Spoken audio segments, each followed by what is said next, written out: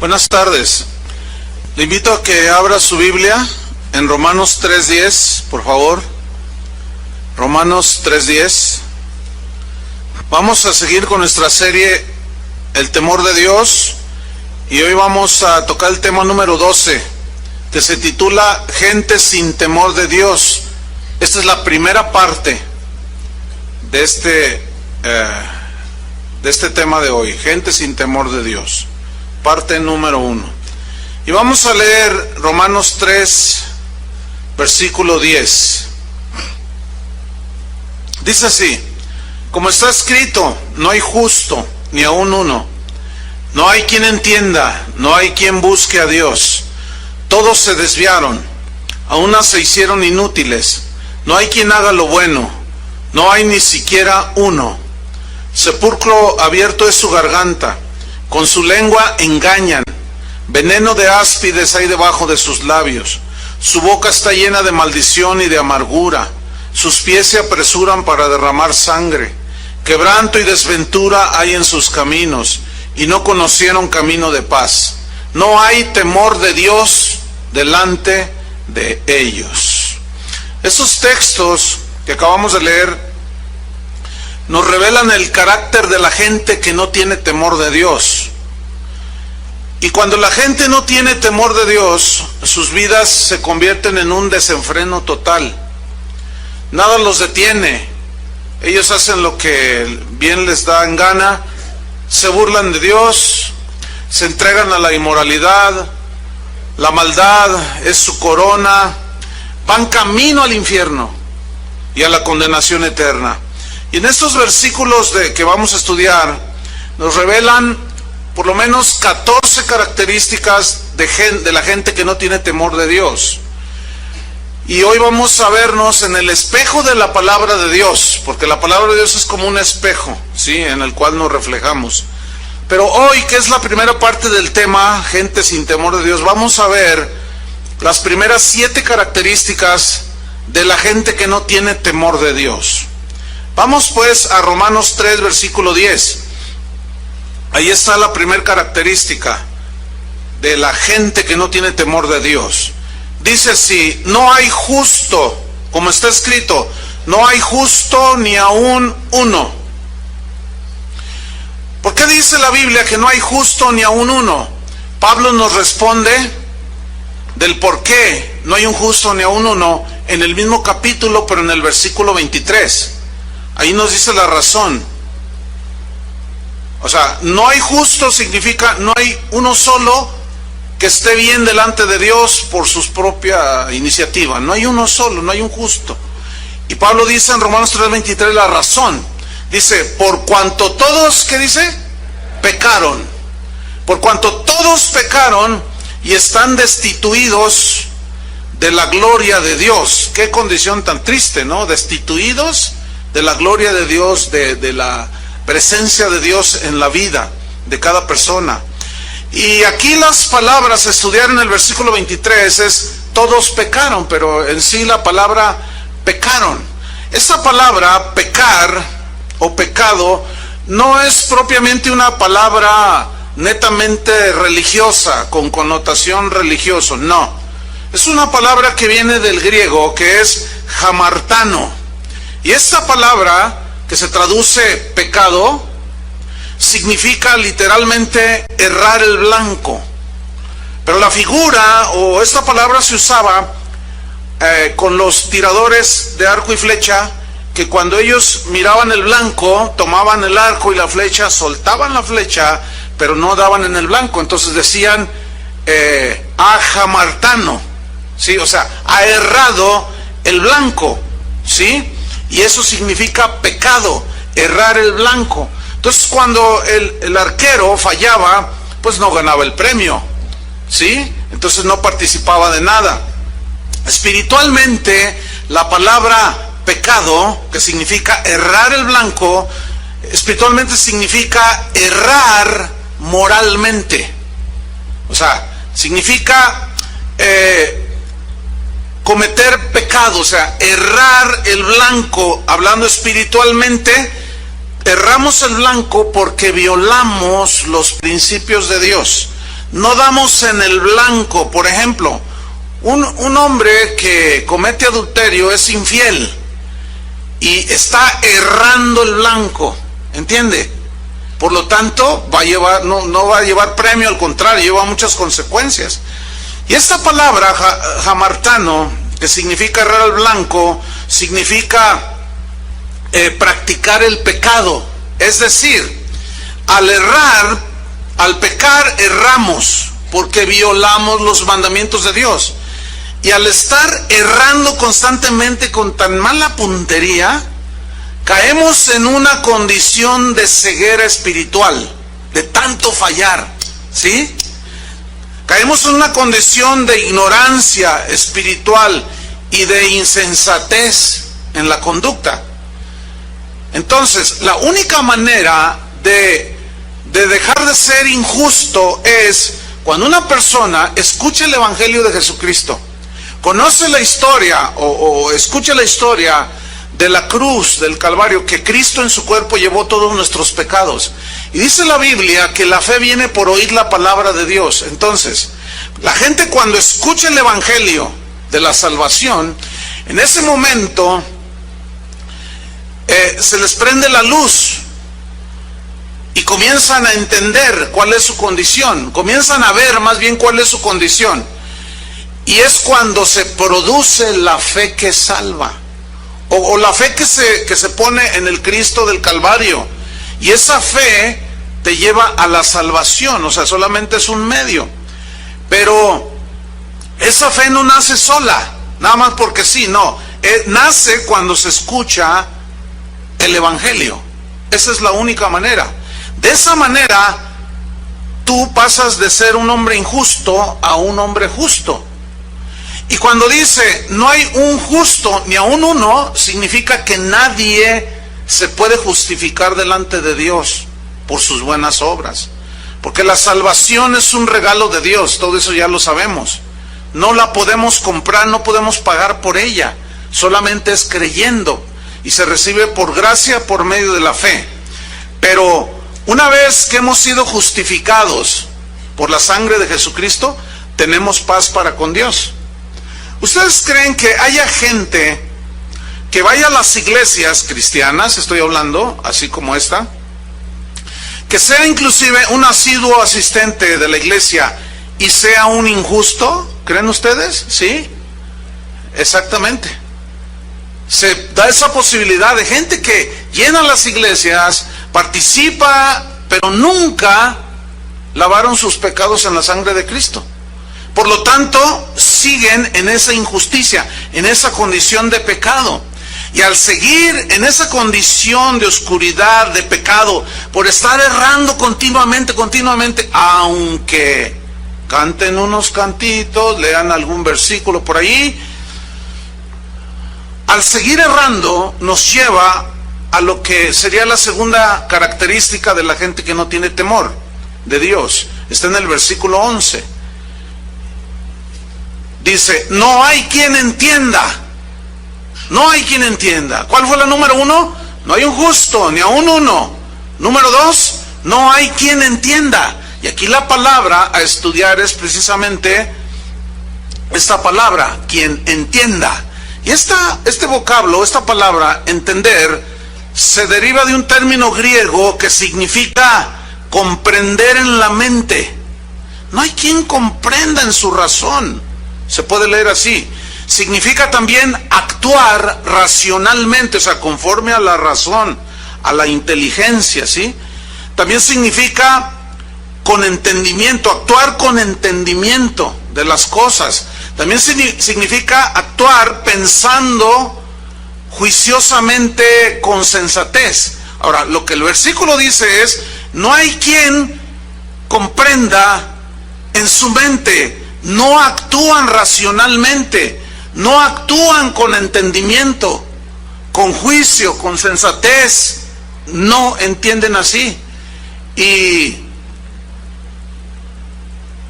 en 1 Corintios, si abre su Biblia, 2:14, allí nos habla precisamente de la condición en la que se nos encontramos al nacer, la condición en la que nos encontramos al nacer y el por qué no percibimos las cosas que son del Espíritu de Dios. ¿Ya lo tiene? Entonces, no podemos entender porque no hemos sido lavados con la sangre de Cristo. Pero los que hemos sido lavados con la sangre de Cristo podemos discernir y entender. Miren lo que dice aquí.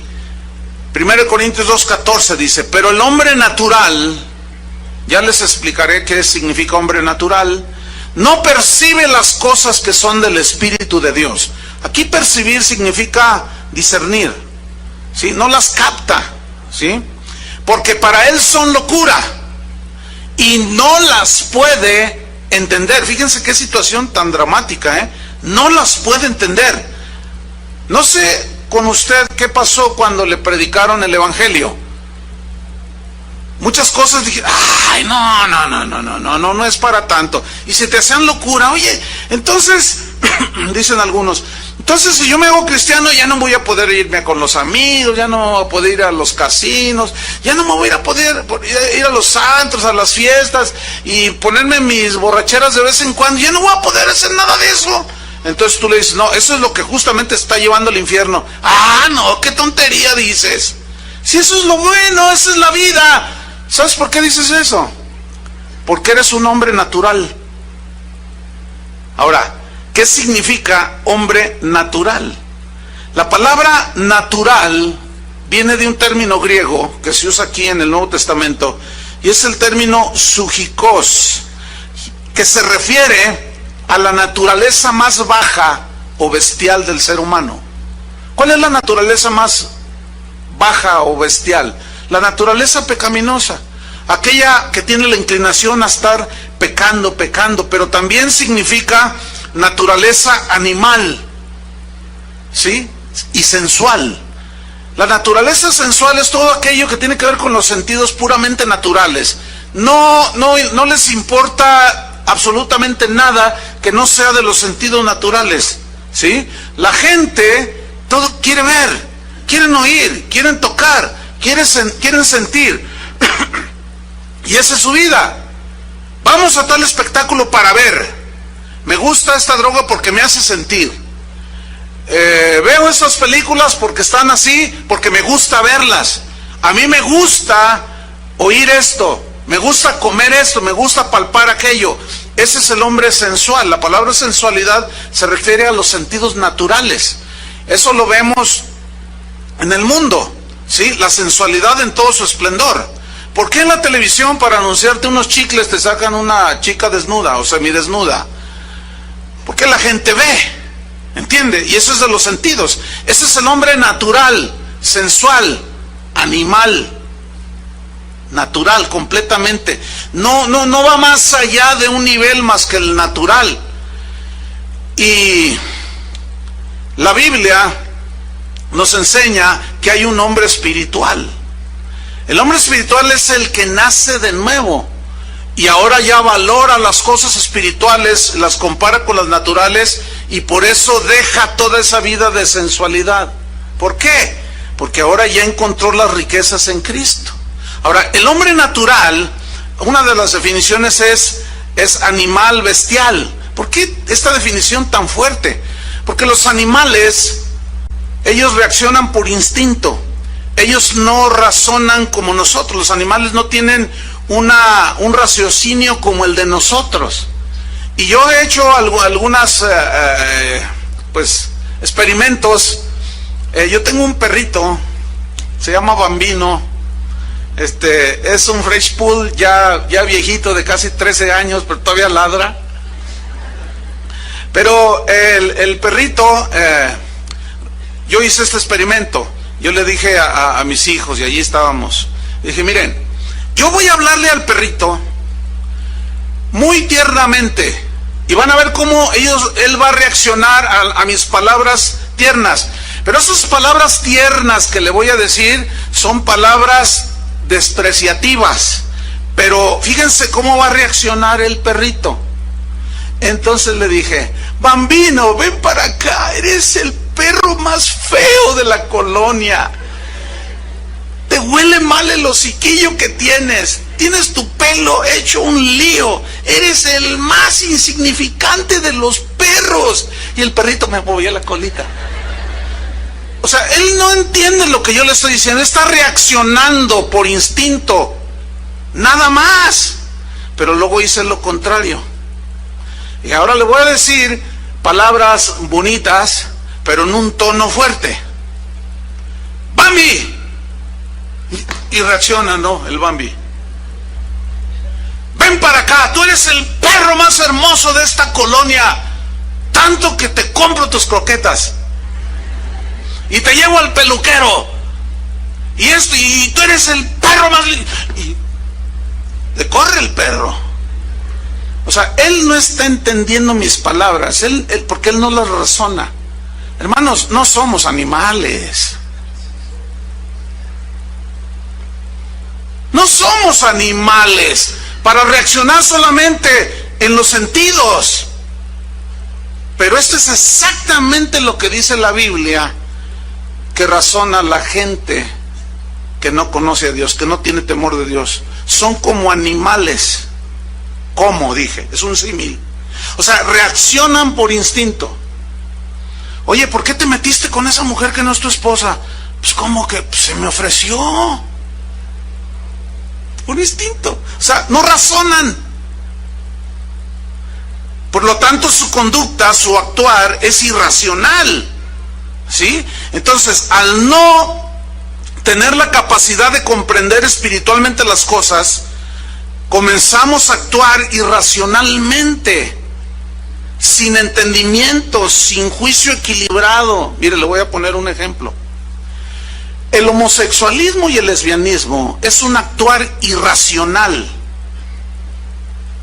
¿Por qué irracional? Sin un juicio certero. Mire, cuando usted nació, a su mamá le dijeron, ¿usted ha tenido qué? Los hombres dijeron un niño. Las mujeres dijeron una niña. Ahora, cuando los bebés nacen idénticos. Usted ve un niño y una niña. Se ven idénticos, ¿sí o no? No tienen pelo largo, el niño no nace con bigote ni barba de candado. No. Están idénticos. Ahora, ¿cómo es que saben que es un niño o una niña? Por lo que tienen allí. Así de simple, hermano. Lo ven, dicen, este es un niño. Ahora, el médico no se equivoca. ¿Sí o no? Ahora, ese niño comienza a crecer. Y bueno, pues es un niño. Tiene el miembro sexual que tiene un niño, y una niña tiene su equivalente también. Pero luego a los 17 años, a los 18 años, de pronto empieza a decir el muchacho. Dice, yo ya voy a salir del closet, dice, pues estabas encerrado, ¿sí? Es que yo estoy atrapado, soy una mujer atrapada en el cuerpo de un hombre, dice. O al revés, yo soy un hombre atrapado en el cuerpo de una mujer. Oye, a ver, espérame. Iba a decir algo fuerte, así como no seas animal, pero no, déjenlo a un lado. Está muy fuerte eso. Pero simplemente mírense al espejo. ¿Qué tienen allí? Pues eso eres. El problema, ¿dónde está? En tu mente. En tu mente. Estás confundido acá arriba. ¿Por qué? Porque no hay quien entienda. Al no entender, al no usar la razón, y la razón con los mandamientos de Dios, hermanos, la ley moral de Dios, empatan perfectamente. No está peleada la razón con la palabra de Dios, con la ley moral de Dios, los mandamientos de Dios, pero para nada. Pero lo mismo sucede con el adúltero, Lo mismo sucede con el ladrón y con el mentiroso. Es irracional cuando un hombre se mete con una mujer que no es su esposa. ¿Por qué es irracional? Porque no razonó. No razonó, y por lo tanto su conducta es como la de un animal. La de un perro callejero que ve que una perrita anda en celo y va detrás de ella, y un montón de perros detrás de ella. Así son los animales, o sea, no razonan. Pero los seres humanos, Dios nos dio raciocinio, hermanos. No somos animales, aunque desgraciadamente muchos se conducen como animales. No utilizan la razón. Y lo mismo le sucede al ladrón. O sea, no razona con cordura. Sabe que no le pertenece ese auto, sin embargo se lo roba. Entonces está cometiendo un acto irracional porque va en contra de la razón. Porque sabe perfectamente que lo agarra la policía y lo mete a la cárcel. O lo descubre el dueño y le mete un balazo. O sea, sabe a todo lo que se está arriesgando. Pero si pensara con racionalidad, con entendimiento, entonces su conducta sería diferente. Lo mismo sucede con el mentiroso o con el idólatra. Déjeme decirle, la idolatría es de lo más irracional que hay. Le voy a explicar brevemente. Yo quiero adorar a San Pillín de los Palotes. Fue el primero que se me ocurrió. Entonces yo me voy aquí al bosque, encuentro allí un cedro grandote, bonito, y lo corto. Y empiezo a darle forma y le pongo carita de yo no fui. Y luego le pongo un vestidito, le pongo sus zapatitos de charol. Y su capita de medio de Superman y Batman.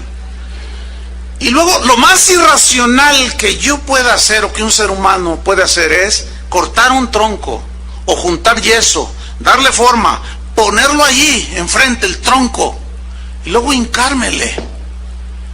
Y lo más irracional todavía es hablarle al tronco. Y todavía lo más irracional es creer que el tronco me escucha. Y lo más irracional, creer que un pedazo de madera me va a hacer un milagro. O sea, nada más irracional. Tienes que estar de plano totalmente ciego. Ahora, ¿cuánta idolatría hay? Hay un montón de idolatría. Hay gente que tiene doctorados en las universidades, maestrías, sin embargo, adoran ídolos. Eso no es ni más ni menos una irracionalidad. Una pregunta, ¿ustedes creen que las iglesias como esta, que son cristianas, que se lee la Biblia, ¿ustedes creen que puede haber idolatría? ¿Sí? Es una irracionalidad poner más alto al pastor que a Dios. Es totalmente irracional, Es un actuar irracional. Va en contra de la razón y de la verdad de la Biblia. Porque la Biblia dice que no tendrás ídolos. Y un ídolo es todo aquello que ocupa el lugar de Dios. Bueno, la iglesia cristiana, las iglesias como la nuestra, en muchos lugares del mundo están llenas de idolatría. Adoran al cantante, adoran al pastor, respetan demasiado, tienen más temor del apóstol que de Dios. Hay gente inclusive que da su vida. A mí no me toques a mi pastor porque yo sí te mato. Uy, uy, uy. O sea, puedes decir de Jesús lo que te venga en gana. Se pueden burlar de Jesús, pero no les toques a su becerro de oro, porque se te ponen así, mira. Eso se llama, mis queridos hermanos, idolatría. Ahora, tú les explicas, no, mira, a los hombres hay que respetarlos, honrarlos, pero nunca darles el lugar que tú le estás dando al pastor. Hay que respetarlo, porque es el hombre que Dios puso allí. Pero sobre ese pastor y sobre ese apóstol está Dios. Entonces, como que quieren entender, y te dicen, no, bueno, sí, pero a mi pastor no me lo tocas. Y a mi cantante, no, ese me lleva al tercer cielo cuando lo oigo cantar. Ok, te lleva al tercer cielo cuando lo oyes cantar. ¿Y qué si ese cantante o esa cantante andan con doble vida y andan envueltos en el pecado, como si nada sucediera? ¿Qué? Bueno, allá su vida, a mí me bendicen sus cantos. ¿Ves cómo no usan la razón? No utilizan la razón. Entonces, el actuar sin entendimiento nos aleja cada vez más de Dios, porque nos hace cometer actos irracionales que van en contra de sus mandamientos.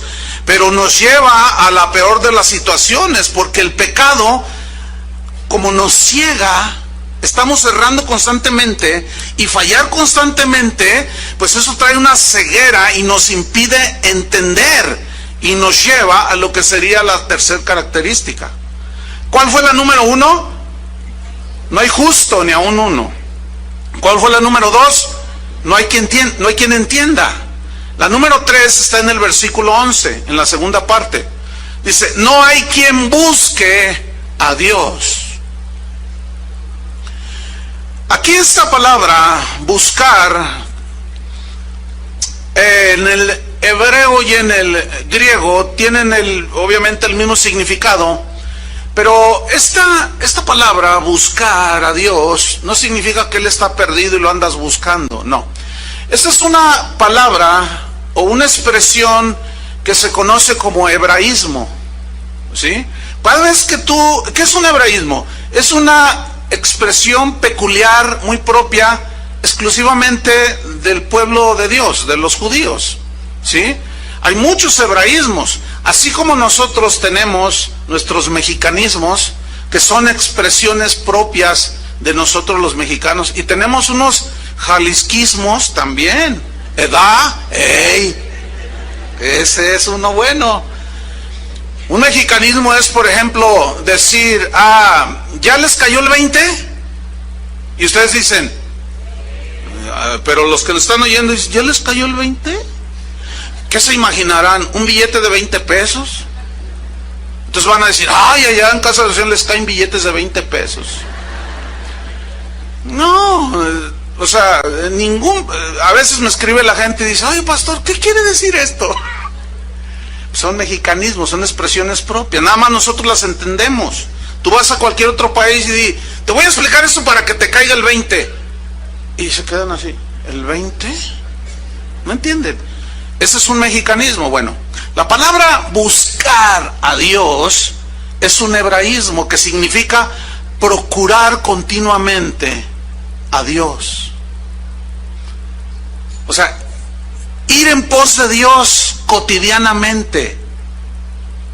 Es vivir con Dios todos los días. No como algunos que tienen en su auto, allá en el baúl, dicen en algunos países, en la cajuela, decimos nosotros, tenemos lo que es la rueda de refacción, que esa nada más lo utilizamos cuando la otra rueda se pincha o se desinfla, acá decimos se poncha, y nos acordamos y decimos, ¡ay, la llanta de refacción! ¿Verdad? Entonces nos bajamos y sacamos la llanta de refacción. Y muchos tienen a Dios como llanta de refacción. Nada más cuando se les poncha se acuerdan de Dios. O sea, viven su vida como si Dios no existiera, pero los corren del trabajo, los corretean los pandilleros, les roban el auto, qué sé yo, se enferman y vienen con cara del santo pillín. Y vienen, quieren utilizar a Dios como su llanta de refacción. Hermanos, eso no es cristianismo. Eso no es buscar a Dios. Buscar a Dios es vivir con Él cada día. Entonces, no hay quien busque a Dios. O sea, ¿dónde están los que continuamente viven con Dios? ¿Dónde están? Se ven muy poco. Pero también este hebraísmo, buscar a Dios, significa adorar. Adorar a Dios. Pero esa adoración no se refiere al cantar. Esa es una mínima parte. Sino se refiere a una clase de vida. Como tú te conduces en esta vida, con entendimiento, con inteligencia, con raciocismo, ¿sí? Con la razón de acuerdo a la ley moral de Dios. Entonces, cuando dice, no hay quien busque a Dios, habla, no hay quien viva una vida de adoración continua, que lo demuestre con su vida. ¿Dónde están?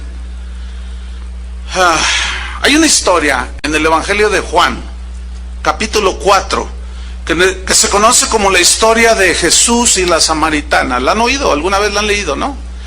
Déjeme así brevemente narrársela. Jesús llega y se sienta junto a un pozo. Y llega una mujer con un cántaro. Esta era samaritana. a sacar agua del pozo. Entonces Jesús le dice, mujer, dame de beber. Y la mujer le dice, no, ¿cómo? Tú no debes hablarme a mí. Judíos y samaritanos no nos tratamos. Tenían pleito los judíos y los samaritanos, ancestrales, por diversas razones. Se peleaban entre sí.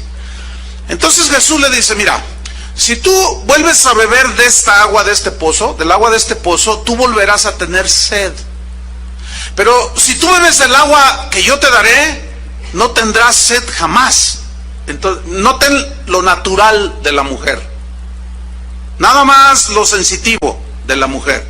Dice, el pozo es hondo y no tienes cómo sacar el agua.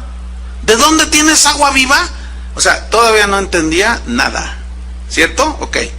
Después le dice Jesús, mira, el agua que yo te daré es un agua que te va a calmar la sed de andar buscando por todos lados. Entonces la mujer le dice, Señor, bueno, dame de esa agua para que no tenga yo que volver a venir a sacar agua de aquí. Todavía seguía bien tapadita la señora. No entendía nada de lo que Jesús le estaba diciendo. Y así hay mucha gente, les estás explicando. Es muy posible que aquí hay gente, yo estoy explicando esto, nomás no les, porque están tan ciegos. Bueno, entonces la mujer le dice, bueno, dame de esa agua para que no tenga yo que venir a sacar de esta agua de aquí. Y Jesús le dice, ok, ¿quieres agua? Sí. Dice, ve y trae a tu marido. Y justamente Jesús toca el punto más débil de la mujer samaritana. Entonces la mujer le dice, no tengo marido. Y Jesús le responde, bien has dicho, no tengo marido. Y Jesús le dice, porque 5 has tenido, y el que ahora tienes no es tu marido. 5 más 1 son 6. Esa señora, de verdad que le daba vuelo a la hilacha. Ese es un mexicanismo. Significa que hacía todo lo que quería. Bueno, esa señora había pasado por los brazos de 6 hombres. Primero fue 1, después fue 2, después 3, 4, 5, y seguía insatisfecha. Y seguía quitándole maridos a otras señoras.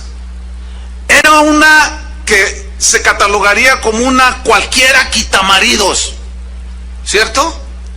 Pero yo quiero que observen que en la historia de Juan 4, después la leen en su casa, cuando Jesús le toca el punto de su pecado, y si tú y yo nos queremos acercar a Dios, Él siempre va a tocar el punto de nuestros pecados. No hay otra manera. Entonces Jesús la mujer, de una manera así, pero automática, como una actitud de defensa, de pronto se pone espiritual la señora. Y le dice, nuestros padres adoraron en este monte. Se puso bien. Nuestros padres, la religión que mis padres me enseñaron. Pregunta, cuando tú le enseñas a la gente, le compartes el evangelio, que tú sabes que son adúlteros, tranzas, venden droga, o sea, tú sabes, ¿no? Todo, de todo. Y le empiezas a hablar del evangelio, ¿no sacan luego su banderita de su religioncita? Para lo que les ha servido su religión. Su religión no ha sido capaz de librarlos de la esclavitud de las drogas, de la esclavitud de los vicios, de la esclavitud del pecado. Pero inmediatamente sacan su banderita de su religión. No, a mí no me vengas a... No, la santa religión que ustedes, protestantes, ustedes son del diablo. Y te dicen que eres del diablo. Y ustedes, y que nosotros somos la iglesia verdadera. ¿Nosotros somos la iglesia verdadera? Déjeme decirle, hermano, la iglesia verdadera no está llena de adúlteros, ni de hechiceros, ni de idólatras, ni de homosexuales, ni de lesbianas. No, discúlpeme, no. Pero ¿qué sucede? Entonces la mujer se pone espiritual, la señora. Y Jesús le dice, mira, tú adoras lo que no sabes, le dice. Tú ni sabes lo que adoras. Así está la gente, hermanos. En una ceguera, o sea, no hay una búsqueda. Pero al no buscar a Dios, al no vivir con Él todos los días, pues ¿cómo van a vivir con Él? ¿Cómo van a tener temor de Dios? Mira lo que dice el Salmo 10, versículo 4. No hay quien busque a Dios. Y esta samaritana creía que teniendo un poquito de religión, rezando un Padre Nuestro, qué sé yo, el credo de los apóstoles, ya podía tener 6 maridos. No. Salmo 10, versículo 4. Mira lo que dice. El malo, por la altivez de su rostro, no busca a Dios. O sea, el malo, por la altivez, significa por el orgullo, la arrogancia. Yo no necesito, yo nomás Dios, allá está en su templo encerradito. Yo cuando me nazca el corazón, yo no soy hipócrita, yo voy cuando me nace. Pues por eso van cada año, ¿verdad? Entonces, o van a fin de año a darle 7, se dan su paseo por 7 templos. Así está la gente, esa es la condición objetiva y real de la gente. Entonces, como viven en un errar constante, piensan que por darle 7 vueltitas al templo, o por dejar de comer hamburguesas en Semana Santa, ya con eso Dios está contento con ellos. No, los han engañado. No, porque eso no es buscar a Dios. El malo, dice, por la altivez de su rostro no busca a Dios. No hay Dios en ninguno de sus pensamientos. No hay Dios. O sea, se levantan pensando a quién transan. Se acuestan esperando soñar cómo van a transar cuando se levanten. ¿Cómo van a hacer lo malo? Esa es la condición real de los seres humanos. ¿Cómo vengarse? ¿Cómo hacer cada cosa que los seres humanos solemos hacer? ¿Qué condición tan lamentable? Ahora, el no buscar a Dios, como consecuencia, no caminar con Dios, nos lleva a desviaciones de todo tipo. Esto nos lleva a la cuarta característica de la gente que no tiene temor de Dios. ¿Cuál fue la número 1? No hay justo ni aun uno. La número 2, no hay quien entienda. La número 3, no hay quien busque a Dios. La número 4 está en el versículo 12. Todos se desviaron. Es lógico. Al no tener a Dios como el centro de tu vida, te desviaste. Todos se desviaron. Ahora, aquí la palabra a estudiar es desviaron, que significa apartarse de, en este caso de Dios. Significa volverse de, o sea, como ir en pos de alguien, detrás de alguien, pero de pronto regresarse y ya no ir en pos de él. En este caso es de Dios. Habla de apartarse de Dios. Y el que se aparta de Dios, indefectiblemente terminará yéndose detrás de sus pasiones desordenadas, que la Biblia las llama desviaciones. Y hay un montón de desviaciones. Déjenme leerles una historia bíblica en Génesis 19, versículo 1. ¿Han oído hablar de las ciudades de Sodoma y Gomorra? Bueno, déjeme, en Génesis 19, déjeme darle un breve contexto anterior de esta historia. Resulta que Abraham, que era un hombre que Dios, con el cual Dios a él se le reveló el Señor, y Abraham se hizo un creyente del Dios verdadero, del Dios invisible, del que no se ve. Él no tenía que adorar ídolos. Entonces Dios prosperó de una manera extraordinaria, materialmente hablando, a Abraham. Era un hombre riquísimo, pero era más rico espiritualmente, es el padre de la fe.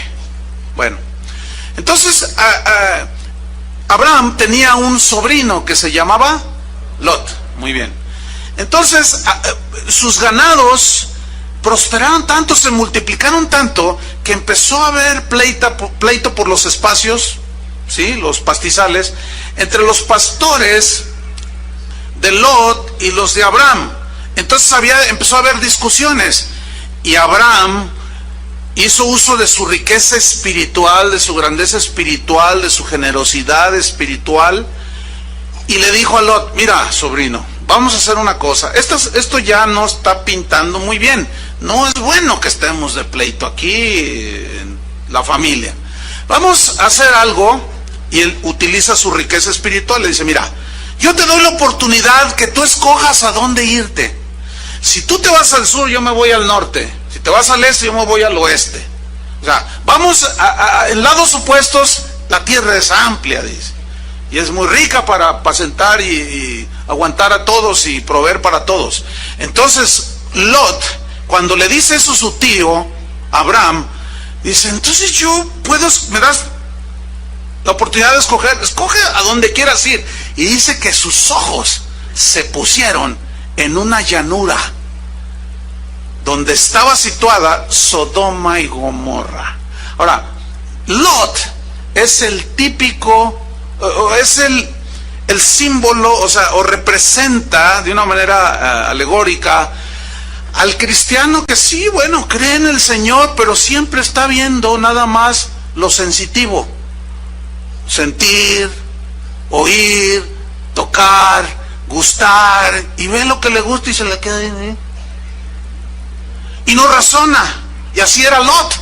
O sea, era creyente en Dios, pero algo en él lo hacía inclinarse hacia lo sensual nada más. Entonces vio aquella llanura y dijo, no hombre, mira nada más que pastos. Dice, no, pues aquí me voy a hacer más rico.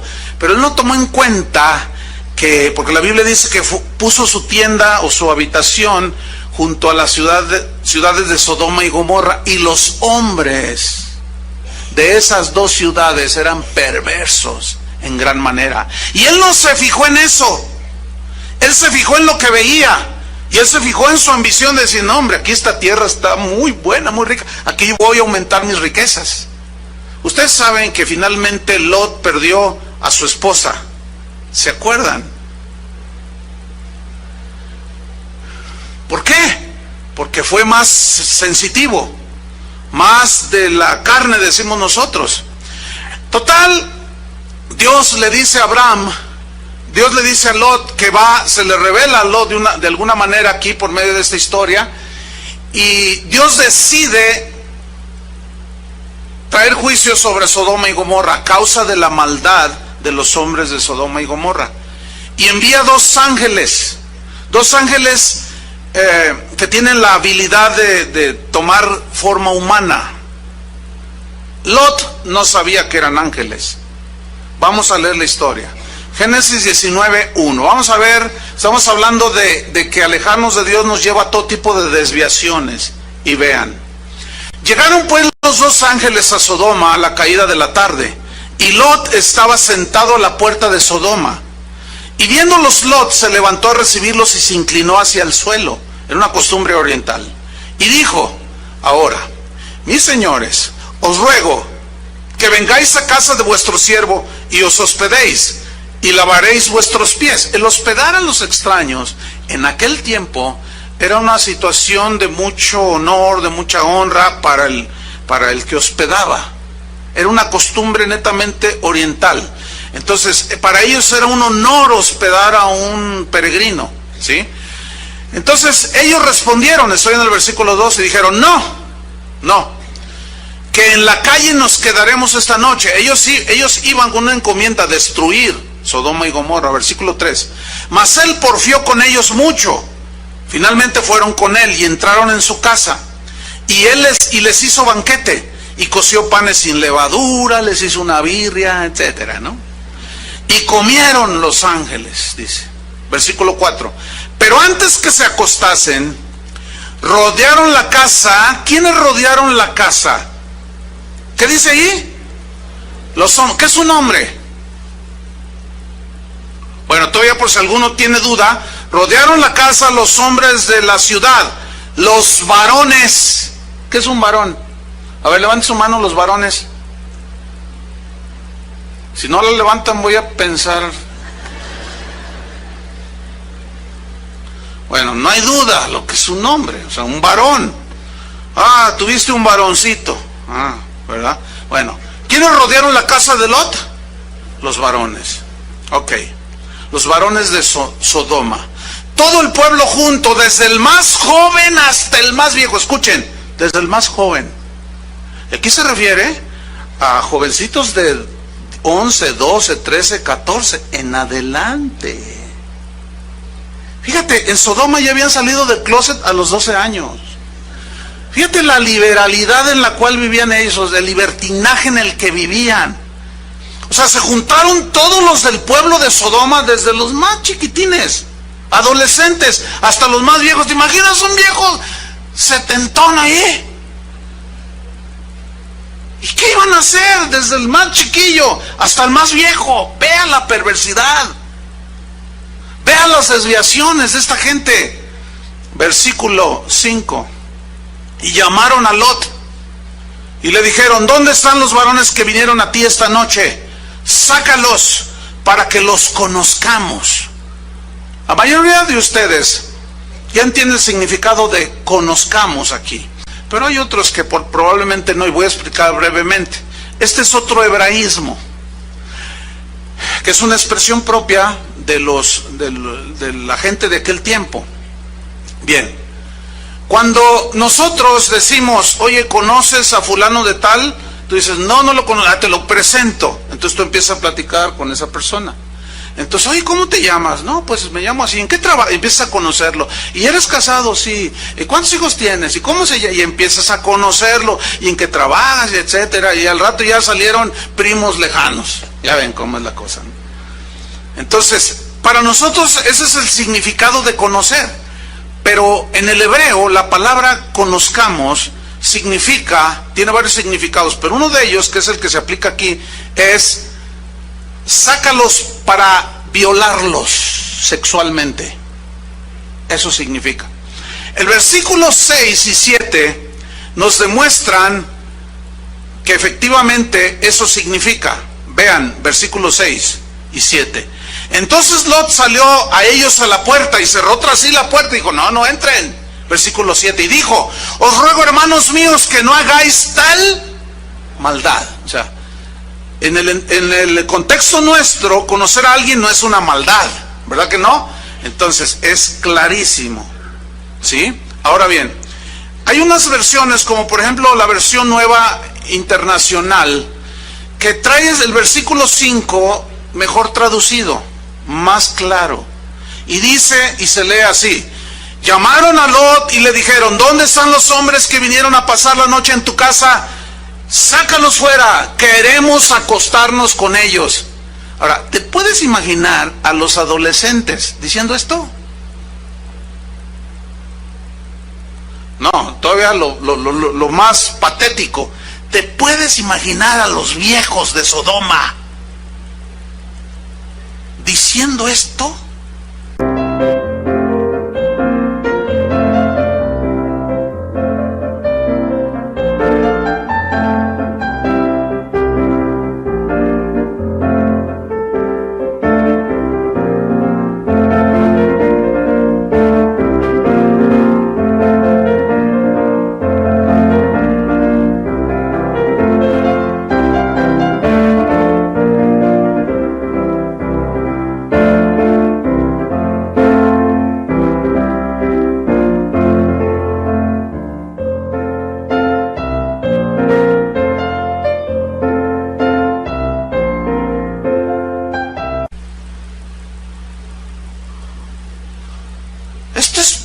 Esto es totalmente irracional, vergonzoso. Eran unos pervertidos estos. Ahora, la versión Palabra de Dios para Todos se lee así, el versículo 5. Todavía es más clara, dice: llamaron a Lot y le dijeron: ¿dónde están los hombres que llegaron esta noche? Hazlos salir, queremos tener relaciones sexuales con ellos. Imagínate a tu hijo de 12 años diciendo eso allá en la calle. Imagínate a tu hijo de 14 años. Oiga, señora, su hijo anda violando a otro muchacho allá afuera. ¿Te puedes imaginar? O sea, así como que suena tan burdo, tan fuerte, tan desagradable. Ahora, imagínate los viejitos queriendo tener prácticas sexuales, homosexuales. Esta gente terminó siendo desaparecida del mapa por Dios. ¿Por qué? Porque Dios aborrece el pecado y las desviaciones. Estas son de las peores desviaciones que hay en la raza humana. Porque es tal la irracionalidad.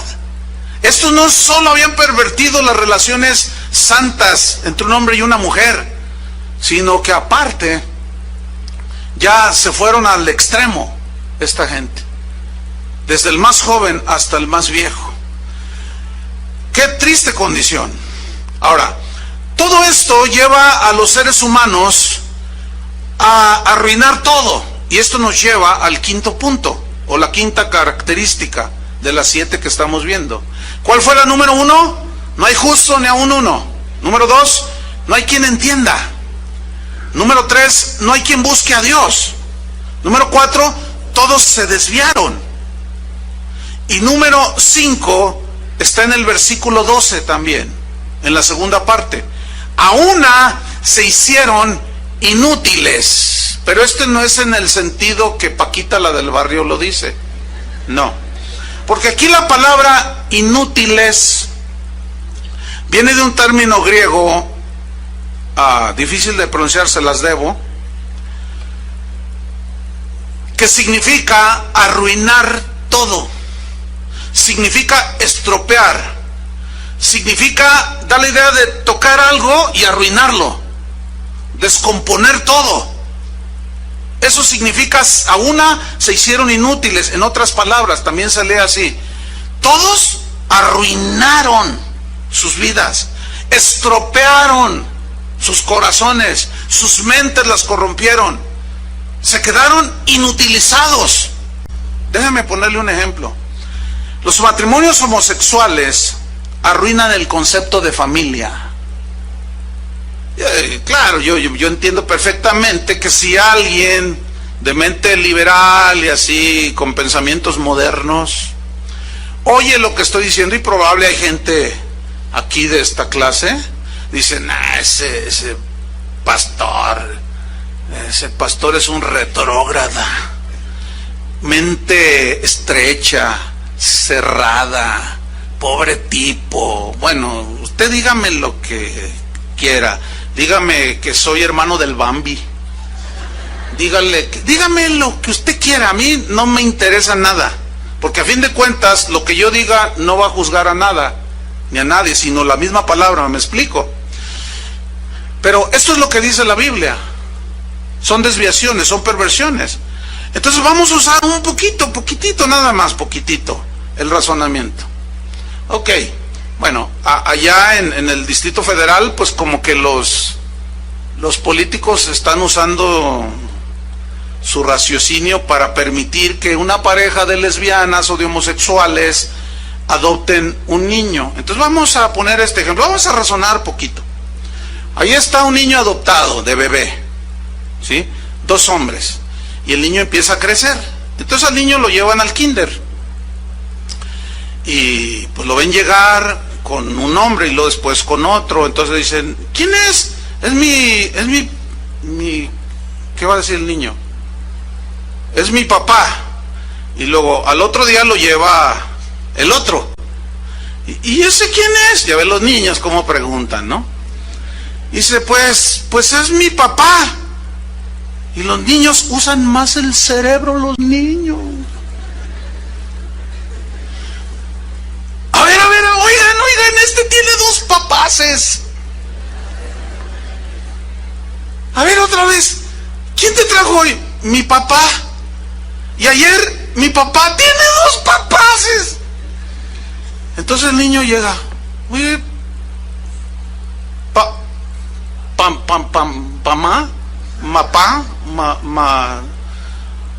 ¿por qué todos los niños tienen mamá? ¿Dónde está mi mamá? ¿Qué le van a decir estos irracionales? ¿Qué le van a decir? Pues, yo sé lo que le van a decir. Yo soy tu papá y ella es tu mamá, o ella es la que la hace. O sea, ven la irracionalidad, hermanos. Claro, otra vez repito, yo sé que esto lo va a escuchar quien sea, hasta los de los derechos humanos, y dicen, ay, cuidado con ese pastor, ese va a ser un peligro para la sociedad jalisciense. No. Bueno, yo sé que esto es una agresión. Ellos agreden a Dios y su palabra, ¿cierto? Dios los agrede a ellos. No hay conciliación ahí. No hay. Esto no es mío, yo simplemente estoy diciendo lo que dice la Biblia. Entonces, señores de los derechos humanos, yo nada más estoy leyendo lo que dice allí. En todo caso, reclámenle al autor de ese libro y demándenlo. Bueno, arruinan, los matrimonios homosexuales arruinan, destruyen, estropean, inutilizan el concepto de familia. Bueno, el adúltero arruina su familia, arruina su vida, la de sus hijos. El ladrón arruina su vida, porque si lo agarran lo meten a la cárcel, le pueden dar 10, 15 años, desperdiciando y estropeando 15 años de su vida en la cárcel. El fornicario arruina su cuerpo, porque se expone a un montón de enfermedades, porque la promiscuidad produce eso, enfermedades. El mentiroso arruina su alma, porque le miente a sus hijos, le miente a su esposa, le miente a su esposo y arruina su alma. Y Jesús dijo que la verdad sale ¿a dónde? A la luz. Y queda en vergüenza el mentiroso, y al rato ya no sabe qué decir ni qué hacer, y arruina y corrompe sus pensamientos y su alma. Entonces el pecado, estamos viendo cómo nos aleja de Dios, pero no solo nos aleja, nos arruina, nos destruye. Hay una historia bien impactante de un hombre llamado Ted Bundy. No sé a cuántos les suene este nombre. Bueno, Ted Bundy, ¿quién era? Era un americano, un norteamericano, que fue un asesino en serie allá en los años 80 en los Estados Unidos. Este hombre se dedicó a violar mujeres jóvenes. Las violaba, las secuestraba, las violaba. Si duraba una semana con ellas, 15 días, todos los días las violaba y violentamente, y después las asesinaba. Y algunas las cortaba en pedazos, las enterraba en partes. Otras las metía quién sabe dónde. Un desastre. Tú dices, ¿cómo es posible? Bueno, este señor Ted Bundy fue entrevistado un día antes por un cristiano, un doctor llamado James Dobson. Ustedes pueden buscar en internet esta historia, y ahí está, esa imagen que ves de Ted Bundy fue un día antes de su ejecución. Él murió ejecutado en la silla eléctrica. Bueno, en ese video él le pregunta al señor Dobson, le pregunta, oye, ¿cómo fue que tú empezaste? ¿Cómo piensas tú que inició esa inclinación a violar mujeres y a después asesinarlas? Y el hombre respondió, pongan mucha atención, varones sobre todo. El hombre dijo, es que a muy temprana edad, aparte, debo decir algo, sus padres eran cristianos, él asistió a la iglesia cristiana hasta la adolescencia, pero nunca nació de nuevo. Y él dijo, yo me empecé a aficionar a la pornografía. Escuchen bien, varones, porque las autoridades no le dan esa importancia. Porque si le dieran esa importancia, combatirían no solo la pornografía infantil. A ese sí se van, pues se asustan que porque los niños, bueno, sí, obviamente está bien, pero ¿y de la otra qué? Bueno, es que cada quien hace lo que le da su gana, tenemos libertad para hacer. Esa es la banderita que esgrimen mucho, la de mis derechos. Déjenme ilustrarles esto y lo ridículo de esa banderita. De mi libertad, y yo puedo hacer lo que quiero de mi vida, yo puedo hacer de mi vida lo que quiero, porque esa es la bandera que esgrimen muchos. Yo hago de mi vida lo que me da mi gana y nadie me puede impedir, y yo vivo como quiera, dicen ellos, ¿no? Así con un ímpetu y un fervor digno de aplaudirse. Bueno, déjame ilustrárselo. Yo tengo en mi cartera una licencia o un permiso de conducir un auto. ¿Quién me otorgó ese permiso? El Estado. Entonces, una vez con esa licencia en mi poder y tengo un auto, yo soy libre de hacer lo que quiera e ir a donde quiera, ¿sí o no? Yo soy libre de subir una vaca a mi carro. ¿Quién me puede decir que no? Yo soy libre, ahorita si yo quisiera me bajo, agarro mi auto y me voy a Puerto Vallarta. Nadie me puede impedir que yo vaya desde Chiapas hasta Tijuana. Yo puedo ir a donde me da mi gana y es una libertad y un derecho. Y nadie me puede decir, ¿a dónde vas? Pues voy acá a Manzanillo, a Puerto Vallarta. ¿Y por qué vas ahí? Pues ¿qué te interesa? Le voy a decir.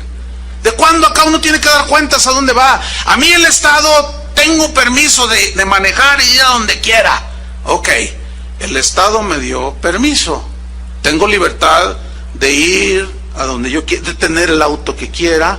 Pero escúchenme, esa libertad y ese permiso que me da el Estado de conducir un auto, me autoriza a ir a 180 kilómetros por hora en el periférico, o aquí por la de federalismo, y voy a 180 kilómetros por hora y de pronto va atravesando una familia que van a ver a las marionetas gigantes. Y va el papá con su mamá y sus 3 hijitos de la mano, y ahí va el que tiene la libertad de hacer lo que le da su gana con su auto, y los arrolla. Y a los 5 los mato. La policía me va a detener. ¿Qué voy a esgrimir? Mi banderita. ¿Qué? Espérame, es mi derecho ir a donde yo quiera y como quiera y a la hora que quiera y a la velocidad que quiera. En ese momento dice, no, espérame, señor, espérame. Usted tiene autorización de conducir su automóvil. Usted tiene autorización de ir a donde quiera, pero no de rebasar los límites permitidos. Por lo tanto, se me va a la cárcel. Ok, para todos aquellos que esgrimen su banderita, yo hago de mi vida lo que quiero. Hago lo que me da mi gana. Ese es el mismo argumento. ¿Qué le van a decir a Dios? Sí, tú tenías libertad para todo, pero había límites, mi estimado. Tu esposa solamente. Lo ajeno no era tuyo. No, pero que no vale ese argumento. ¿Se fijan ya? Ya salió a la luz. Ya quedó expuesto. No es un argumento racional, equilibrado. Es un argumento torpe. Sin embargo, habrá quien siga insistiendo, yo hago de mi vida lo que quiera. Haz de tu vida lo que quieras. Pero un día vas a... allá en los Estados Unidos, el otro día íbamos allá con un pastor, con Ernesto, y me dice, mira, fíjate bien, era como 4 esquinas. Y me dice, mira, fíjate bien allí, ¿qué ves? Le digo, no, pues no veo nada. No, mira eso, eran cámaras. Dice, mira, todas esas son cámaras. No se ven. Dice, pero están dirigidas de tal manera que si tú te pasas el alto o vas en siga y excedes el límite de velocidad, te toman una fotografía y te llega el ticket a tu casa y te llega, dice, una multa de $1,200. Y tú dices, ay Dios, no, yo no fui. Y ahí está la foto y toman de todos lados, toman la foto, porque se dispara automáticamente los que se pasan un alto y los que van a exceso de velocidad. Y no puedes decir no. Bueno, ¿sabes que Dios ve todo? Y que tiene una Sony, pero de esas... Tú vas a decir, no, es que yo eso no, ¿cómo no? Mira, ahí te va tu ticket. Mira, aquí está la foto. Mira, aquí está el video. No os hagáis, dice el Señor. Por más que quieras evadirte, no se puede. No, si no nos podemos evadir ya de la tecnología y todo sale, imagínate de Dios. Bueno, Ted Bundy, mis queridos hermanos, fue ejecutado el 24 de enero de 1989. Una muerte trágica, electrocutado. La pena capital le aplicaron a este hombre. ¿Y todo por qué? Por su desviación. ¿Cómo se originó esa desviación? Adiccionándose a la pornografía. Mucho ojo. Hay muchos hogares dentro de las iglesias afectados porque el varón mayormente es aficionado a la pornografía. O le paran o le siguen. Y tú puedes decir otra vez, pero no me atrapa a mí. Cuando yo quiero la dejo. Eso dicen todos los drogadictos. Eso dicen todos los adictos. Y de pronto ya no pueden salir de allí. El único que te puede sacar de allí es Jesucristo. Qué tremendo, ¿no? Entonces, al no entender, abandonamos a Dios, no lo buscamos, y esto nos desvía, toda clase de desviaciones. Hacen un desastre, nos lleva a la ruina, nuestra vida es un desastre, y la caída al vacío sigue sin detenerse, y esto nos lleva al punto número 6. ¿Cuál fue el número 1? no hay justo ni aun uno. El número 2, no hay quien entienda, no hay quien busque a Dios. El 3, el 4, todos se desviaron. El 5, a una estropearon todo, se hicieron inútiles. La número 6 está en el versículo 12, en la tercera parte. No hay quien haga lo bueno, no hay siquiera uno. Este verbo o esta frase, no hay quien haga lo bueno, significa que no puede practicar la vida justa delante de Dios, porque pues cómo, si no camina con Él, si no tiene entendimiento, no hay temor de Dios, entonces sus caminos son torcidos, no son rectos. Alguien que camina haciendo lo bueno, una vez que Jesús ya vino a tu corazón, ¿a cuántos ya llegó Jesús a su corazón? Y ya dejaste los desvíos, Dios los comenzó a corregir tus caminos, ¿sí ¿no es cierto? Tus pensamientos los comenzaste a ordenar también. Tus conductas, por obvias consecuencias, también comenzaste a corregir y empezó tu vida. Pero eso provocó que empezaras a notarte de entre los que no tienen temor de Dios. ¿Me explico? Y ahí es donde empieza el rechazo, donde empieza el ataque, donde empieza la burla. Ahí es donde... Y es cuando, no sé cuántos de ustedes se han sentido en algún momento, se han sentido como que son solos, como que, se siente como en una isla. Bueno, hubo un hombre llamado Elías. Ese hombre era un hombre de Dios tremendo, obediente, un hombre poderoso en su caminar, un hombre santo. Y dice la Biblia que se enfrentó a unos profetas de un ídolo que se llamaba Baal. Y los desafió, y hay una historia muy tremenda allí, y Dios se reveló a él, se manifestó, y se reveló como el Dios de Elías. Pero hubo un momento en que el profeta dijo, solo yo he quedado. O sea, era tan escasa la gente que buscaba a Dios, era tan evidente las desviaciones que había en la gente de ese tiempo, era tan evidente la idolatría, era tan evidente la perversión sexual, todo. No buscaban a Dios, no entendían, todos desviados, que Elías dijo, solo yo he quedado. Pero Dios le dijo, no, Elías, no, yo me he reservado a 7,000 que no han doblado sus rodillas ante ese ídolo abominable Baal, tampoco le han besado los pies.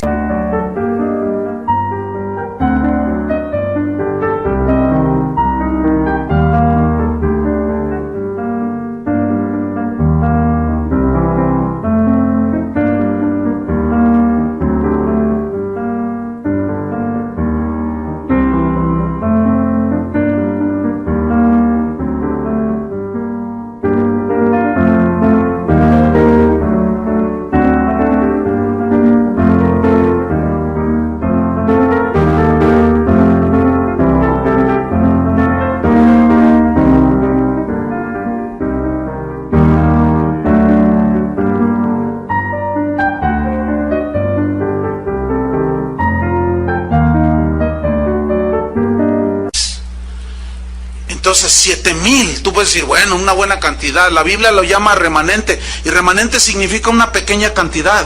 Ahora, en los tiempos de Elías, algunos los entendidos en esto aseguran que había más de 350,000 personas en la región donde Elías vivía. 350,000 contra 7,001 es muy poco, ¿no es cierto? Muy poco. No se palpa, no se siente. A veces hay gente que me dice, oiga pastor, usted tiene una iglesia grande. Y yo les digo, no, está bien chiquita. No, sí. Otros me han dicho, no, usted tiene una mega iglesia. Porque una mega iglesia se considera, según eso dicen pues, yo no lo veo de esa manera, se considera de 1,000 personas para arriba. No, usted tiene una mega iglesia, porque aquí asisten miles de personas. Yo les digo, no, es una pequeñísima iglesia. No, usted tiene una, que no. La zona metropolitana de Guadalajara tiene aproximadamente 5 millones de habitantes, ¿sí o no? Pregunto, ¿hay 10% de cristianos? Que equivaldría a 500,000, ¿dónde están? Es más, le voy a decir algo, si acaso llegara algún porcentaje, es ni al 1%. 50,000 cristianos en Guadalajara, no los hay. Junte a todas las iglesias de Guadalajara y va a ver que no, si llegamos a 20 y tantos mil, son muchos. Yo me siento como una isla. Aunque vea aquí un par de miles de personas, y otros en la reunión de las 8 y otros tantos en la reunión del sábado en la noche. No, son poquísimos. Y a veces ves alrededor y dices, ay Dios, ¿solo nosotros hemos quedado? No, hay otros definitivamente, pero siempre serán los menos. Eso es lo triste. Mira lo que dijo Jesús, Mateo 7:13, vámonos rápido sobre el final. Mateo 7:13 dice así: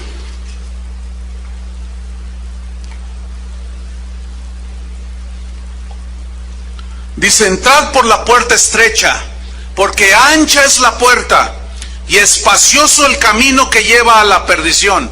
¿Cómo es el camino que lleva a la perdición? Espacioso. Significa donde te dejan hacer lo que tú quieras, donde tu arena gana. Donde tú puedes hacer lo que tú quieras. Se vale de todo, hermanos. Dios es amor, gloria a Dios. Pero escúchenme, no es verdad. Pregunta, ¿ustedes creen que haya iglesias que caminen el camino espacioso? Pero enteritas muchas de ellas. Y van camino a la perdición. ¿Por qué? Porque se han escudado detrás de un Dios de amor, y efectivamente Dios es amor, pero se les olvida que Dios es santo también, y es un Dios justo, que sigue odiando el pecado. Tanto así, que su Hijo tuvo que morir por causa de nuestro pecado, que si Dios no aborrece el pecado. Entonces dice, espacioso el camino que lleva a la perdición, y muchos son los que entran por esa puerta y caminan ese camino. Versículo 14, porque estrecha es la puerta y angosto el camino que lleva a la vida, y pocos son los que la hallan. ¿Tú te inclinas ante Baal? ¿Te postras ante el mundo? ¿Andas en tus sentidos puramente naturales, animales? ¿Cómo? Bueno, yo les dije al principio que nos íbamos a ver en el espejo de la palabra de Dios. Y para finalizar, al no saber hacer lo bueno, las personas sin temor de Dios se vuelven como sepulcros abiertos. Sus bocas exhalan olor a muerte. Y el séptima característica está en el versículo 13. Sepulcro abierto es su garganta. Sepulcro. ¿Qué hay en un sepulcro? Pues hay un féretro. En el féretro, ¿qué hay? Un muerto. Y los muertos huelen mal. ¿Alguna vez han olido a un animal muerto?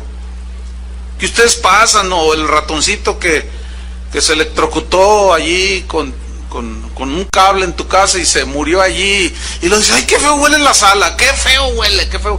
Y al rato empiezas a buscar y encuentras el ratoncito todo tieso ahí, el pobre. Pero qué feo huele, un ratoncito. Escúchame bien, lo que dice aquí, sepulcro abierto, que huele mal, es ¿qué?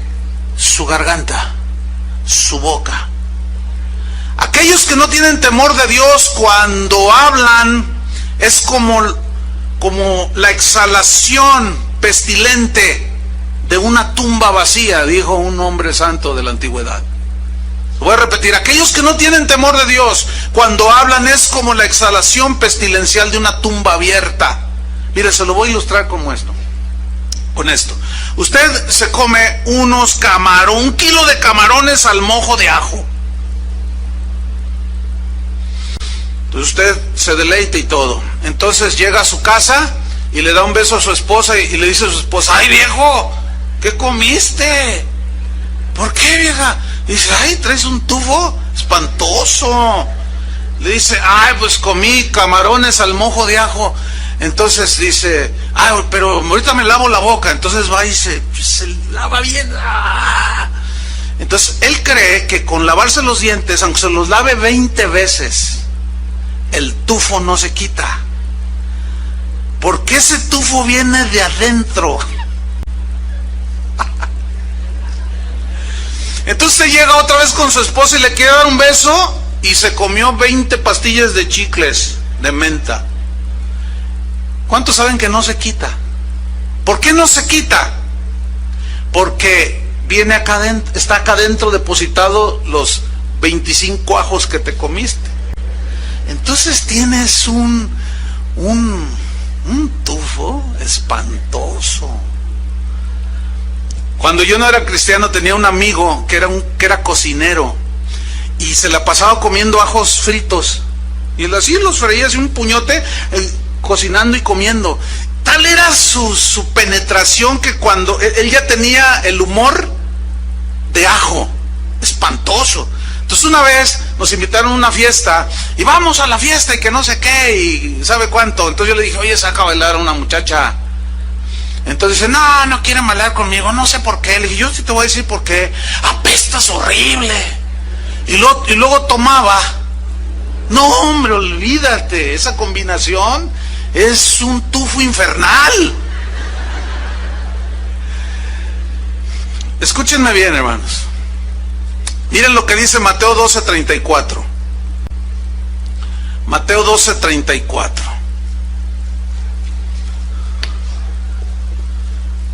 Y ya nos vamos sobre el final. Mateo 12:34. Dice así: generación de víboras. Esto no es para ustedes, Dice, ¿cómo podéis hablar lo bueno siendo malos? Fíjate, hablar lo bueno siendo malos, porque de la abundancia del corazón habla la boca. Aquí corazón habla de lo profundo, ¿sí o no? Del profundo del ser, de las entrañas. Ese es un sinónimo de corazón, las entrañas, lo profundo. ¿Dónde está lo profundo del kilo de camarones al mojo de ajo? ¿En la boca o en el estómago? Okay. Fíjate lo que Jesús está diciendo aquí.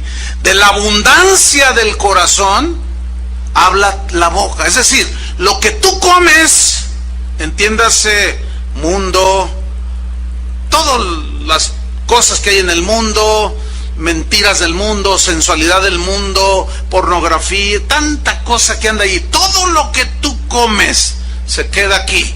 Por más que te laves los dientes y te comas unas pastillitas de menta, entiéndanse, voy a la iglesia el domingo en la mañana, por más que te laves la boca, por más que te comas tus pastillitas, traes un tufo espantoso. ¿Por qué? Aquí lo dice Jesús. Dice, ¿cómo podéis hablar lo bueno siendo malos? Porque de la abundancia del corazón habla la boca. Fíjate el 35. El hombre bueno aquí significa el hombre redimido, lavado con la sangre de Cristo, que ahora se alimenta de la palabra de Dios, se alimenta, está en la adoración con Dios, camina continuamente con Dios. Fíjate lo que dice, el hombre bueno del buen tesoro del corazón saca buenas cosas, y el hombre malo del mal tesoro saca malas cosas. Aquí la palabra saca buenas cosas, saca malas cosas. En el griego, la palabra saca da una idea de una reacción de hablar espontáneo.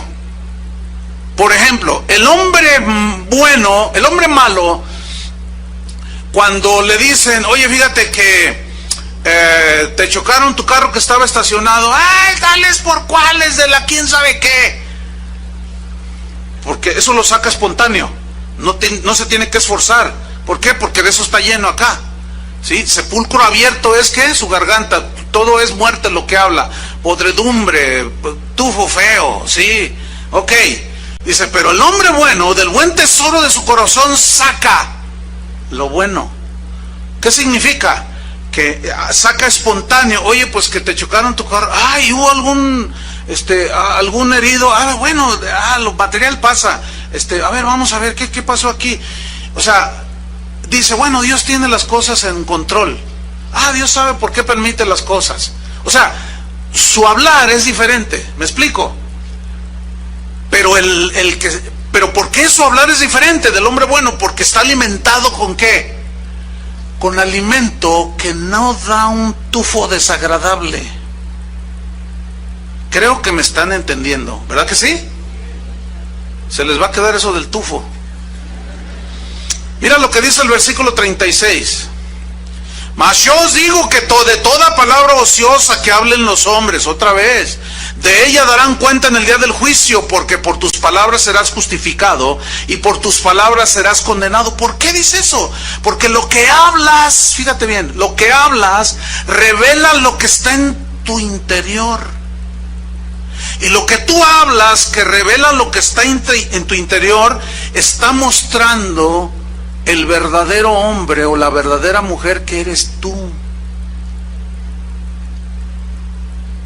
¿Entendieron, verdad?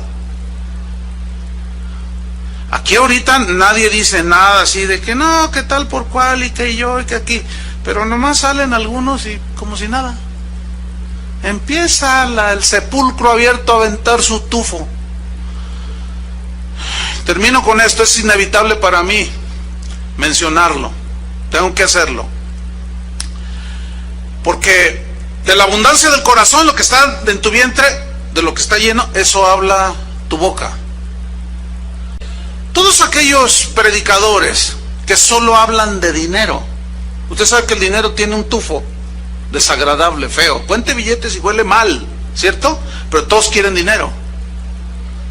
Fíjate, como esa gente solo se alimenta de avaricia, de cosas materiales, su tema en los púlpitos, en muchas iglesias, y este es un llamado para todos los cristianos, que no se dejen engañar, le huele la boca a esos predicadores de la prosperidad que solo hablan de dinero, no tienen otro tema. ¿Por qué? Porque de eso se alimentan, tienen un tufo hediondo. ¿Por qué? Porque eso es lo que está en sus corazones, en sus vientres. Por eso nada más hablan de eso. No son capaces de hablar del Jesucristo que murió por nosotros en la cruz. No son capaces de hablar de la santidad, porque de eso no comen absolutamente nada. No los escucha esos, hermanos. Se lo digo con toda la autoridad que la palabra de Dios da. Conclusión. ¿Cuál es el fin de los que temen a Dios? Pues el bien. ¿No es cierto? Dios nos guarda del mal. ¿Cuál es el fin de los que no temen a Dios?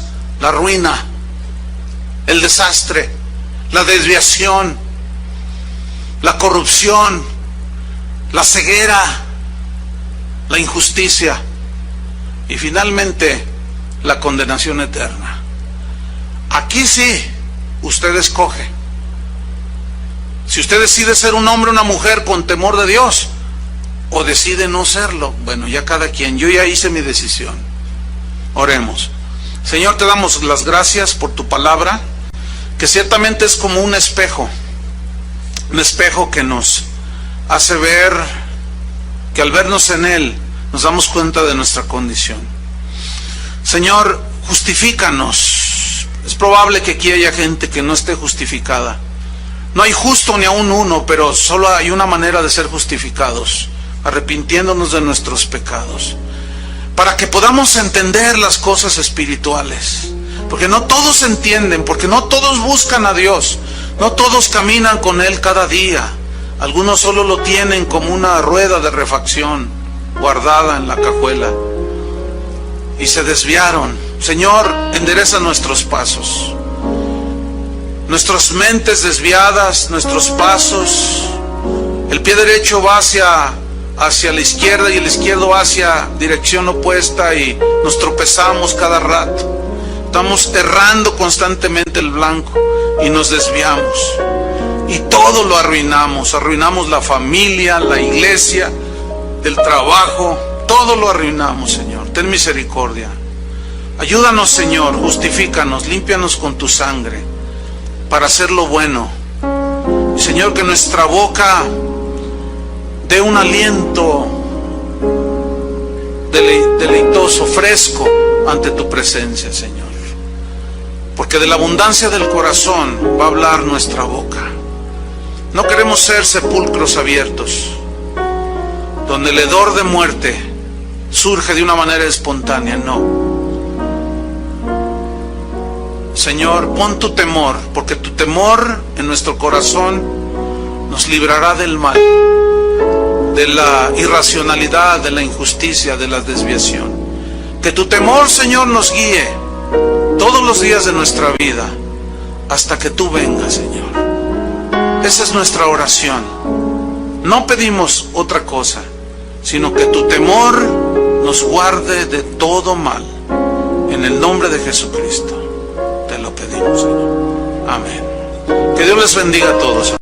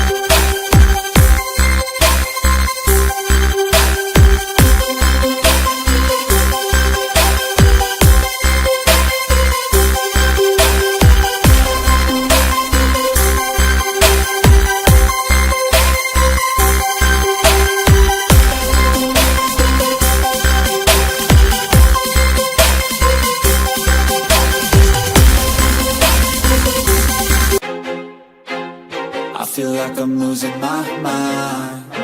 Is everybody in the world blind?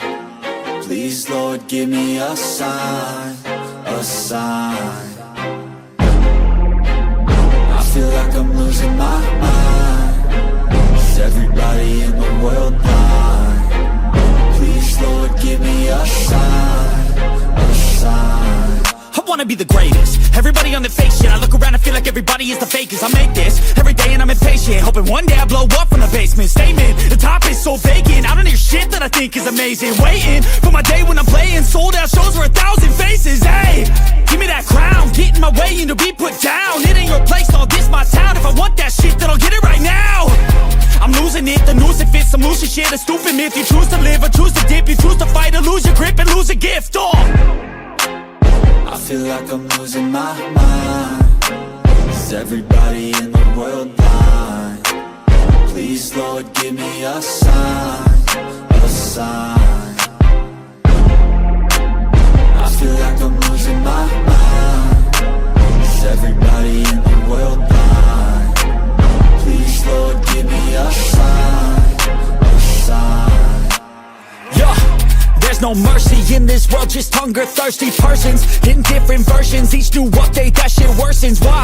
Pull back the curtain and you'll see the different vermin. We all have different burdens that all seem to cause disturbance. Yo, so do me a favor, don't treat me like a neighbor. Don't need the different flavors of your problems just to savor. I've got my own issues, I need a comb to get through. Don't need to groan with you, just go get your own tissue. I feel like I'm losing my mind.